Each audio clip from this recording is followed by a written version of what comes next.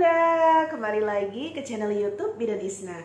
Di video kali ini aku mau cerita, kemarin aku sempet ngalamin perdarahan di usia kehamilan 18 minggu.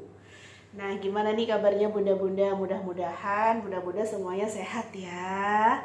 Tapi sebelum kita cerita-cerita, jangan lupa ya untuk like, komen, dan subscribe biar aku lebih semangat lagi buat videonya. Jadi kemarin itu aku sempet ngalamin perdarahan di usia kehamilan 18 minggu. Awalnya aku ada kegiatan ke Bandung, kemudian sekitar 4 hari itu ada pelatihan gitu. Dan lumayan sih aktivitasnya memang agak berat. Kemudian aku lanjutkan perjalanan ke Jogja dan ternyata aku mengalami perdarahan di Jogja. Keluar darahnya itu malam-malam waktu pas sekitar jam 11 malam. Waktu mau pipis itu di celana banyak gitu darahnya. Jadi keluarnya darahnya itu sekitar kayak hampir celana bagian dalam itu penuh gitu bun. Terus waktu pas diusap pakai tisu itu juga banyak darahnya. Warna darahnya juga merah segar. Tapi memang perut aku itu rasanya nggak sakit, nggak kram. Cuman memang punggung, pinggang, sama lutut itu memang rasanya sakit kayak mau mens. Nah, jadinya kan panik kan. Terus aku langsung datang ke UGD waktu itu. Waktu pas malam hari datang ke UGD. Pas waktu itu langsung dicek detak jantungnya. Alhamdulillah detak jantungnya itu masih ada dan detak jantungnya itu 157 waktu itu. Karena memang dokter obsginnya jadwalnya pagi, jadi aku dijadwalkan untuk USG di pagi hari. Jadi di pagi hari itu aku USG, ternyata benar keluarnya darah itu dari bagian plasenta. Jadi ada bagian plasenta yang bagian ujungnya itu keluar darah. Nah, inilah yang menyebabkan aku perdarahan. Terus aku tanyakan sama dokternya, kenapa kok bisa keluar darah? Kalau misalkan dibilangin aktivitas, mungkin memang aktivitasnya agak lebih banyak. Cuman tidak sebanyak waktu pas aku trimester 1.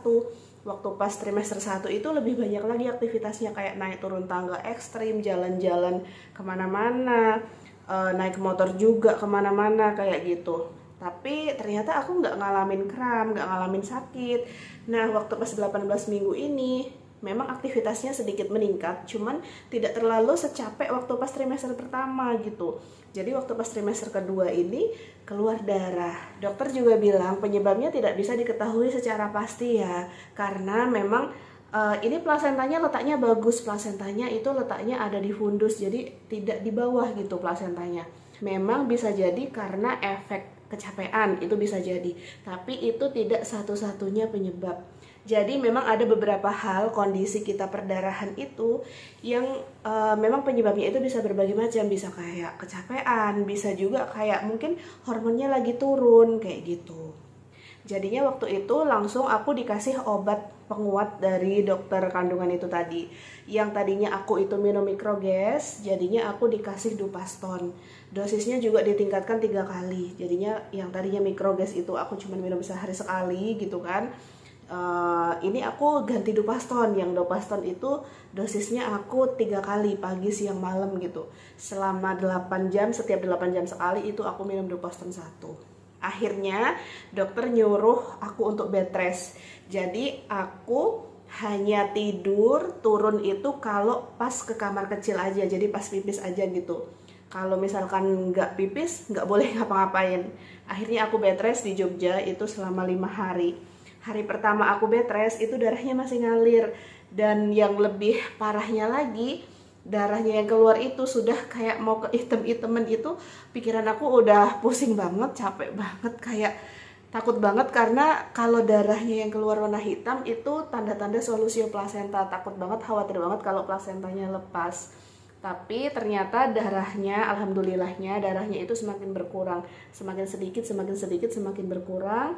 Yang tadinya merah, terang, segar gitu, kemudian menjadi coklat. Dan hari keempat itu darahnya nggak ada. Jadi hari pertama darahnya masih ada waktu pas diusap gitu, masih ada. Hari kedua masih ada. Hari ketiganya itu tinggal sedikit kayak coklat-coklat. Nah, hari keempatnya itu memang sudah kayak hampir sama sekali tidak ada. Dan hari kelima akhirnya tidak ada darah yang keluar. Akhirnya setelah tidak ada perdarahan lagi, aku balik ke Muratara. Dari Jogja balik ke Muratara. Muratara itu adalah kabupaten di Provinsi Sumatera Selatan kayak gitu. Dan USG lagi, akhirnya habis turun dari pesawat itu langsung USG lagi, alhamdulillah kondisinya bagus. Jadi teman-teman bumil di luar sana, ketika kita ngalamin keluar darah, entah itu ngeflek, entah itu kayak cuman bercak aja, sebaiknya memang harus segera periksa ke dokter kandungan, harus segera dipastikan itu penyebabnya kenapa, jangan sampai memang terlambat.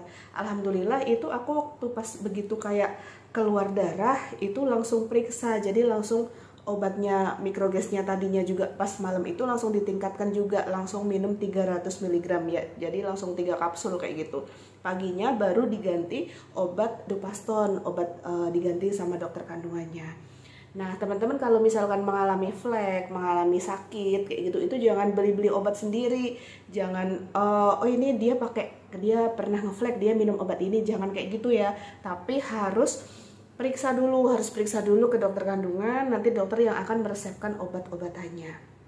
Karena obat-obatannya itu nggak cuma satu, nggak cuma obat penguat kandungannya aja, tapi ada juga obat-obatan yang lainnya. Kayak yang aku minum itu ada obat yang isinya vitamin K, ada obat yang isinya vitamin D, dan juga ada obat-obatan yang isinya itu berbagai macam kayak gitu.